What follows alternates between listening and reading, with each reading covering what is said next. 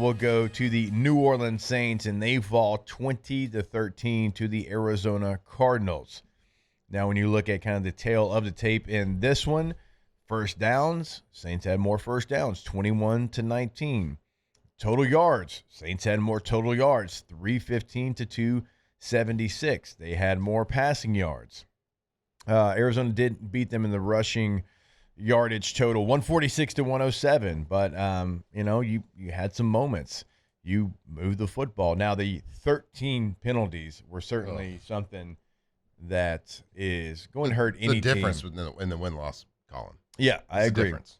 I agree. So it was not a clean game for the New Orleans Saints. But, look, you've got a young quarterback. You've got a young head coach. It's not all going to fall on them. I'm saying you had – some new. You had some new out there for the first time, really. Like Spencer Rattler, it's like his team, like he's the guy. But 13 penalties in the National Football League is going to get you beat almost every single time. But I will say this: as far as like the operation of Spencer Rattler, like handling all the different situations, I do think that he handled those well. Like certainly at the end of the game situation, like he's moving them down the field. And look, the last play, the last throw, you hear me say it all the time, never in the history of football has a pass been completed out of bounds. Like, you got to give your guy a chance. I understand that. That's on Spencer Rattler. But that throw before to Juwan Johnson was a dime. That was, hey, I've got a large tight end. I'm going to throw it up on his back shoulder. I'm going to let him jump up, go get it, and come down in the end zone, and we got a chance.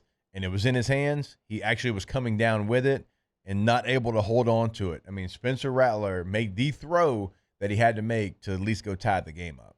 Yeah, I thought the Cardinals came out with a pretty good defensive plan against the Saints. They basically played over-the-top coverage, and it was more of a bend and don't break mentality against the Saints. They said, we're going to make your young quarterback and your roster that is thin on the offensive line, that has talent at wide receiver, but still a little thin as far as depth goes.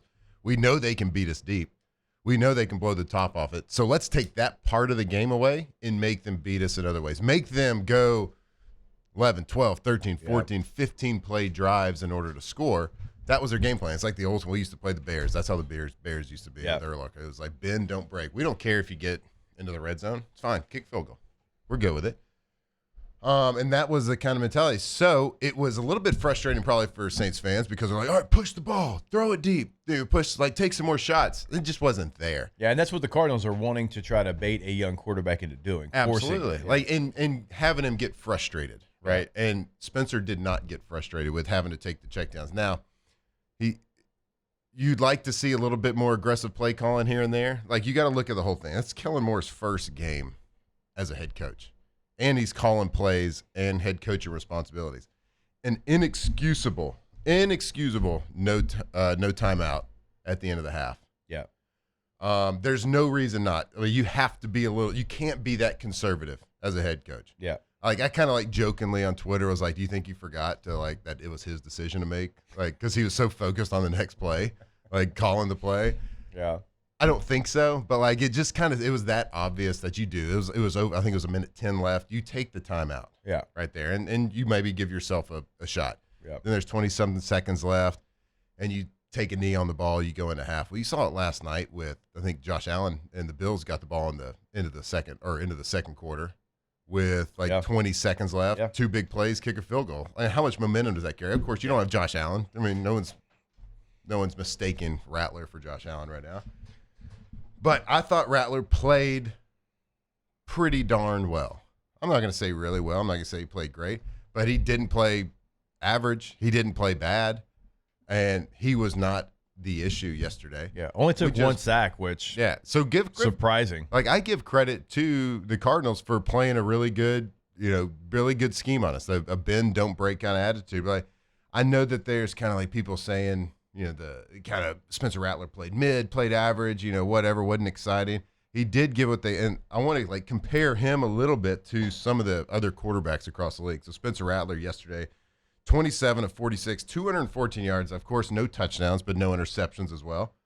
And it seemed like there was probably 7 or 8 throwaways too, like where nobody was open. Like he couldn't find anybody. He had to scramble, like ton of throwaways. So that really brought down. He played really smart. Yeah. So that really brought down. He was the second highest graded Saints offensive player yesterday. Yeah. Well, very good. Well, so but his completion percentage was in the 50s. So you'd like to see that a little bit higher. But again, a lot of throwaways. So I look down the league at people that we believe are really good quarterbacks, and let's just compare them to their week 1 stats, because that's all we got to go on with Spencer Rattler. Week 1. C.J. Stroud, 19 of 27, 188 yards, no touchdowns, 1 interception. Drake May, a guy that was a first rounder last year, same age as Spencer Rattler, 30 of 46, 287 yards, got 1 touchdown, but also 1 interception. Russell Wilson, 17 of 37, 168 yards, no touchdown, 1 interception. And then a guy I'm comparing a lot to, like Brock Purdy with the Niners yesterday, 26 of 35, 277 yards, 2 touchdowns, and 2 interceptions. Now, he did lead a game-winning drive at the end, but he had a touchdown pass. That was an ugly throw, bad throw, and a receiver just made an incredible play. Spencer Rattler had that same situation in this game and made an incredible throw. And Juwan Johnson just didn't come down with the catch. So, if you look around the league, you got one week to judge him on. I thought he played pretty well, okay, and a lot to improve on. And I think we should be a little, we lost the game, of course, didn't come out on top, but there was a lot of good things, I thought. I mean, from an offensive, I think Kellen Moore needs to be a little bit more aggressive in his attack to the game. He cannot not call that timeout with 1:10 left. And also, like, have to try to get points. Also, like, there's got to be a little bit of balance, too. Like, 46 pass attempts, 22 rushes, and in those 22 rushes, you were running for right at 5 yards a carry. Right. Like, AK kind of, disappeared in the second half. Not because he wasn't out there, he just wasn't featured. He has 11 for 45. Rattler himself has 4 for 29. Kendre Miller has 5 for 24. Devin Neal has 2 for 9. So everybody that touched the football running it had success. Mm-hmm. And a lot of that was Rattler running too, scrambling. Yeah, 46 to 22. When you're having success, when you're getting 5 yards a pop, and certainly, Spencer was 429 on that rushing total, but that's going to be a part of he had designed quarterback runs in this game.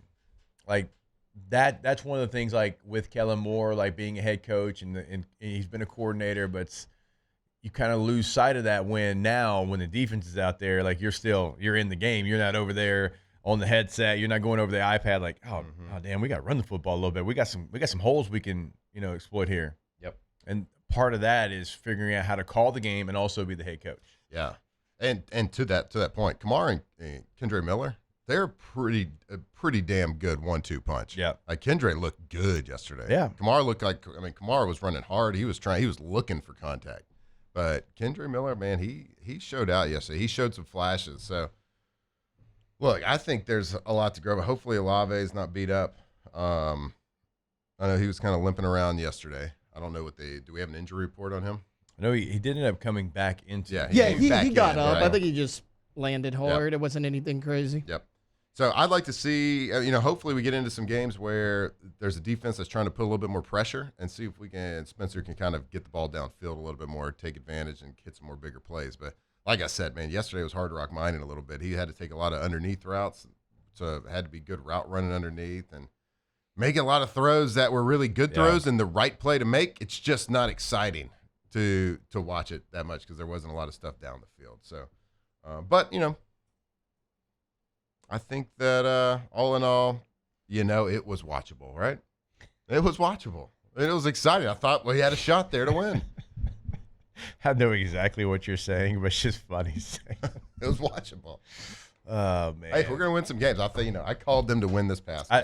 I did. Look, all jokes aside, Spencer Rattler only taking 1 sack because Cesar Ruiz was bad again. Stop me if you've heard that.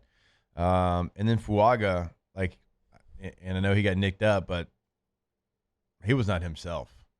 Like, he has been so solid all preseason long. He was solid as a rookie. He did not have his best day yesterday. And that your entire right side was really struggling in pass protection, and the fact that you only give up 1 sack. Now, Caesar was better in pass pro than he was run blocking. Some of the technique stuff, y'all, and I'm not trying to pick on this guy. I know I played fullback. I didn't play guard. I get that. But, y'all, some of the false step and hand placement and just elementary mistakes that this man makes in run blocking, it's just baffling to me. I know he's never been taught that. There's just no chance he's ever been taught that. So, like, I don't know, man. It's just that position has been head scratching. There's linemen out there that have bad technique. Yeah. But if you're gonna have bad technique, you better be really good at it. We had a right tackle, and he does radio. He's great in radio up in Wisconsin. He's a great personality. He was a great player. Mark Tauscher played right tackle. Yeah, I know. Yeah. Awful technique. Like he would turn his he would have to do a 360 sometimes, but he was good at it. Yeah. He played his bad technique great. Yeah. And he just never. So if you're gonna play bad technique, like sometimes you got quarterbacks that have bad mechanics, but you better be really good if you're gonna do that. If you're gonna do all right, let's go to a different sport. Scotty Scheffler. No one's teaching you to swing the way Scotty Scheffler does, but he's really, really good at it. Yeah. But you are never gonna take a 10-year-old child who's trying to learn how to play golf and you're gonna teach him Scotty Scheffler swing. It's just not gonna happen. So if you're gonna do it, be really good. And don't be like Caesar, where you're not good at doing bad technique. No, But he didn't show up that much on pass protection. No, pass protection was better than it had been. He knew his assignment this time, but it was really in the run game where it stood out to me. I'm trying to pull it up. We always try to, we've been doing the Pro Football Focus grades here for a very long time, and I tried to watch the game, make my own assessment of the game, and then I want to go back and see if it matches up. And so I just pulled it up while you were talking there. Cesar Ruiz, run blocking grade. Anybody want to take a guess at his run blocking grade? He played 75 plays, all 75 in the game for the New Orleans Saints. 41%. All right, Alondra. What's the worst you can be? 0. I mean, Besides I guess you could be a 0. Wait, so I've is never it- really seen okay. a 0. It's like you get points for putting your name on the test. Yeah. Yeah, I think that 40 range is probably pretty accurate. Matthew? 46.3. 32.3. Oof. We gave him too much credit. 32? 32.3. Solid number. There's not even a letter for that grade. 32.3. Now, F. and A minus. and Juwan Johnson was 35 in run blocking. 35. Now that's that he's a pass catcher. That's what he is, and that's why you have Foster Moreau on this team. And unfortunately, we know Foster not ready to go yet. Tight end, I thought Juwan Johnson played great in the pass game. Catch that ball. Yeah, If you're a pass catcher, catch the pass. that's very true. Very fair. Touche. But for the running backs to do what they did with, not the ultimate help in front of them, kind of goes back to, I understand what you see. Like if you're Kellen Moore, oh my gosh, but the running back still found a way. Mm-hmm. And so you like to see those numbers kind of get closer to each other there. But yeah, man, just come on. Too old, been doing this too long, too high of a level to have that kind of technique.